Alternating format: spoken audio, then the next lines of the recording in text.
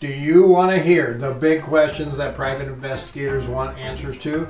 If so, then this video is for you. Welcome to the PI Guy, tips, tricks, and advice for professional private investigators just like you. My name is John Morris. I am a licensed professional private investigator in Colorado. Now, I have quite a few questions from PIs around the world to cover in this episode, so let's just jump right in. Indie guitar player asks, have you ever dumpster dived? If so, how often? And is there anything to know when dumpster diving? Great question, Indy. And the quick answer is yes. Why, yes, I have had to do the old dumpster dive a few times in my career as a PI. In fact, I had a video about a case where I had to do a dumpster dive a couple of months back, and I will leave a link down below and right up there somewhere for that video for you. The biggest thing about dumpster diving is, well, not getting caught and staying safe. Generally, the best times to do these are the wee hours in the morning, providing your subject puts their trash out the night before. Otherwise, you have to get a little more creative. Now, doing it late at night is the easiest way to not get caught, as most people are probably asleep. Another routine PIs often use is the grab and go method, pulling into the neighborhood, getting out, grabbing the trash bags and throwing them into your vehicle, and then going somewhere else to sort through them all. This method and most methods of dumpster diving is also best with two investigators. After you get the evidence you need, then return the trash in similar bags to the subject resident's trash can as to not arouse suspicion. When they get up in the morning, you don't want them wondering why their trash is gone, but all the other neighbors' trash is still in the cans. Most importantly, though, be safe. Wear good leather protective gloves. Take along something to wash up with. Wear long sleeves and throwaway clothes. It can get really, well, gross doing this. Bob Stringer asked me, is it smart to dumb down your website so that your potential 1099 subcontract clients don't feel threatened by your superior experience or professionalism? Thanks for the great question, Bob. Now, first, I'm not sure that I have superior experience, but I will sure try to give you an answer here. I would have to say no, not in most cases. First, most people are going to know that what is on a PI's website is marketing. Just because somebody says they're great at it doesn't mean that they are great at it. Secondly, if I'm considering hiring a subcontractor, I want to know he or she has the experience and the capabilities that I need to get the job done. As a general rule, I will usually have subs sign a non-compete with me if they're going to be doing work with me on a regular basis. If it's just a one-off, then they're going to have a smaller non-compete that says that they will not try to take that client from me.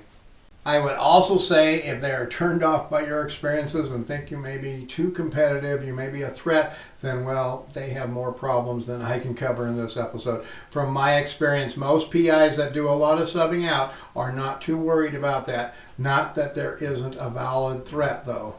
I do know some great PIs out there that had other PIs steal their clients, but that is a different story in and of itself too. The biggest thing for most is vetting their possible subs thoroughly, and seeing what their website says about them is a natural step in that vetting process. And they may see services that you can provide for them that their clients might possibly need that they don't currently offer. I hope that makes sense, Bob. Basically, I wouldn't cater my website to sub-clients. I would cater it to all clients. My end goal would be to never have to take a sub job again, since regular jobs pay a lot more. But then, that is me. I do know some PIs that are very happy out there doing mostly sub work. They don't have to deal with the clients. They don't have to chase the clients. They don't have to do any sales. They just have to go out and get the job done. Linda Powell asked me, how have Ring cameras affected surveillance?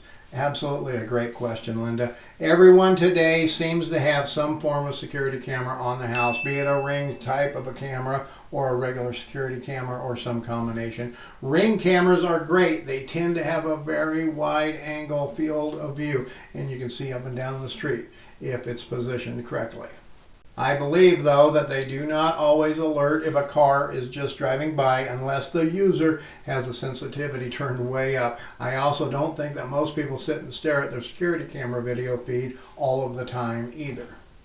Now, don't get me wrong, there probably are some people that do that. I know people right here in my own neighborhood that do sit and stare at their security camera monitors all day. I'm not kidding you. I do also know people that have that sensitivity turned all the way up just so they know who is coming and who is going in the neighborhood. Now those are typically your nosy neighbor types, but if your subject is suspicious that he may be under surveillance, he may well do that as well. Or he might check the camera before leaving or coming home to see if there are any suspicious vehicles around. I think the biggest problem that they would have with surveillance is when you have to go on foot surveillance. If you get too close to the front door, it may go off and alert someone. That is why when I have to do foot surveillance, like to check for inside activity or get vehicle plates, something like that, I always park a few blocks away and come from the opposite direction. Then I can walk past my subject residence, get the intel I need, then go down a couple of blocks, turn the corner, and then head over to my car. Now, I wouldn't suggest to be doing a lot of foot surveillance or drive-bys all the time, regardless of whether they may have a ring camera or not. A crack in the blinds is just as good still today to see what is going on outside. I have also received a lot of questions about some of my full-length training courses. If you want to check those out, I'm going to leave a link to the PI Guy webpage down below. And here is a secret about my courses, folks. I am going to try to always have some sort of a discount coupon out for at least one of my classes all the time on the website. So you will want to check it out frequently. I'm currently working on more full-length training courses. If there's something that you would like to see me conduct a full course on, please let me know. Also, if you have questions related to the professional private investigator profession, please go down in the comments below and let me know what they are. I don't know it all, but I am good at finding answers when I don't. And if I use your question in a future video, I'll give you a shout out in the video too. Hey, here are 2 more videos that I made just for you. Thank you for watching and supporting the PI Guy. And remember folks, stay safe out there.